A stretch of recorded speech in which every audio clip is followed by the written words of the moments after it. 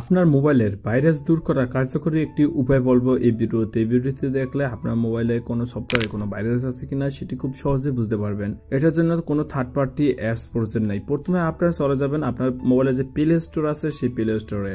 আমি কোনো software download করব না, শুধু প্লে স্টোর দিয়ে দেখাই দেবো। এটি কিন্তু খুব পাওয়ারফুল একটি ভাইরাস শনাক্ত করা উপায়। প্রথমে আপনার অ্যাপসে চলে আসবেন, মানে প্লে স্টোরে আসার পরে উপরে দেখবেন আপনার জিমেল যে আইকনটি, আপনার যদি কোনো ছবি দেওয়া থাকে সেটি শো করবে অথবা আপনার নামের অক্ষরে এখানে শো করবে। তো এখানে উপরে ক্লিক করতে হবে। এখানে ক্লিক করার পর নিচে দেখবেন যে আপনার ম্যানেজ অ্যাপস ডিভাইস এরকম লেখা আছে। তো এখানে আমাদের ক্লিক করতে হবে। তো এখানে ক্লিক করার পর এখানে দেখবো নো হেল্পফুল অ্যাপস ফাউন্ড নামে একটি অপশন আছে, ঠিক আছে। তো এখানে আমাদের ক্লিক করতে হবে। এখানে ক্লিক করার পর দেখবো এখানে স্ক্যান লেখা আছে।